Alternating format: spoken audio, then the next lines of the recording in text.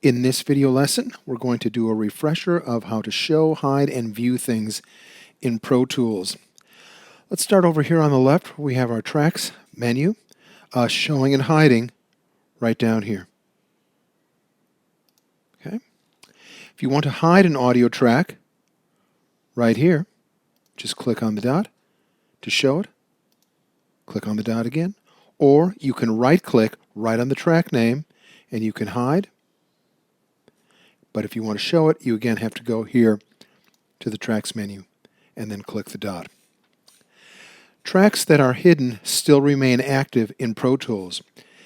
That means even if it was hidden, it could still be playing. If you want the track to be inactive while you are playing, you can either mute the track or you can simply hide and make it active. And now you can see, if you look closely, that it has, the type is italicized, meaning that the track is not active. So let's go ahead and click the dot, and let's go ahead and make active. There we go. All right, let's stay on this side of the screen. Let's stay with tracks. Here's our tracks view menu right here. Pull down menu. We can see comments, mic pre, instrument, inserts, inserts F through J, sends A through E, sends F through J, I, O, and real-time properties. So you can show or hide as much as you want in the edit window view. All right? So I'm going to go ahead and clean that up. There we go. All right.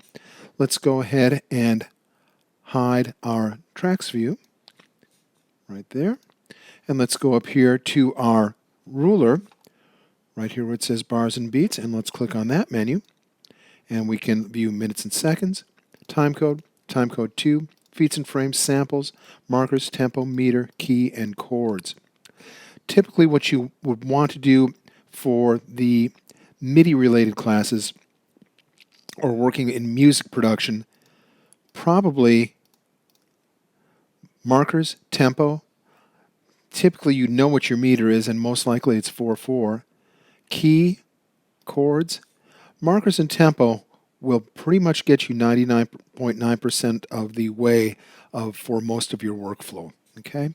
If you're working on something of a specific length, like a music cue that has to be a certain amount of time, minutes and seconds, and then you also might want to show your sub counter here and change that to, show sub counter, and maybe change that to minutes and seconds as well. All right. So anyway, a few of the views there for the ruler and also for the audio track as well. All right. Let's go ahead and clean that up, and we'll just put it back to bars and beats. All right. Let's keep going here, kind of working our way over to the right. View, the view menu. Edit window views, much of what we just did right here with this menu can also be done right here in the view menu with edit window views. Okay, and that's an easy way to set it to all or minimal, which you are not able to do over with this little smaller menu over there. All right, let's go to mix window views, and first let's bring up our mix window. So Command equals brings up that mix window. Right now we have mix window views. We can mic pre. We'll have to scroll as we get through this. We add more stuff.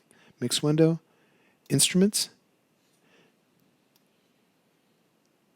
mix window views, more inserts, view, mix window, more sends, mix window, EQ curve, view, mix window, delay compensation, view, mix window, and it looks like we've pretty much just about covered it all. So let's go ahead to mix window, and minimize or set it to minimal. There we go. Now one of the views that we set, well, I'm going to bring in another kind of track here, Command Shift N for new. I'm going to bring in a stereo instrument track right there. And I'm going to change my view here to mix window views, and I'll select inserts, which would be very common. I'll also select sends. And that would look pretty standard of what you would get when you first boot up Pro Tools with its normal preferences. Mixed window views, I think I'll also put comments there. That would be very common to find the comments box there. One of the things that I changed for my view menu with mixed window views was instruments.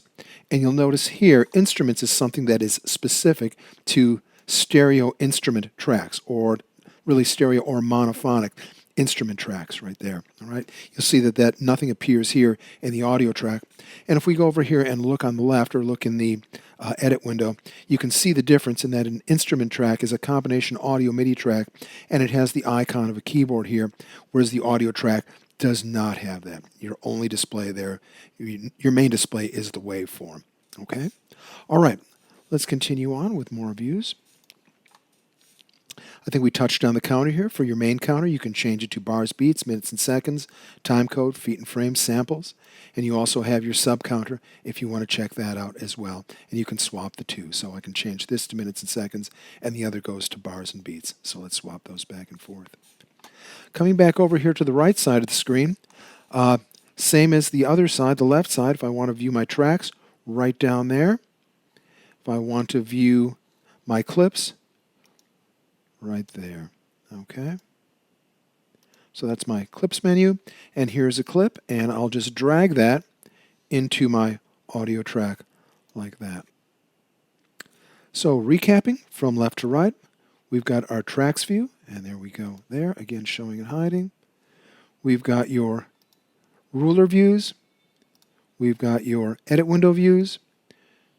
Many of the views there can also be gotten here from our view menu. Here, mixed window view, edit window views, ruler views, other displays, clip views, waveforms, things like that. But we've really covered the main ones here. Let's go to edit window again, Command equals, and again, just a refresher on the instrument right here. The instrument view is something we would only see on an instrument track. Heading back over to the right, again, clips view, show and hide clips right there.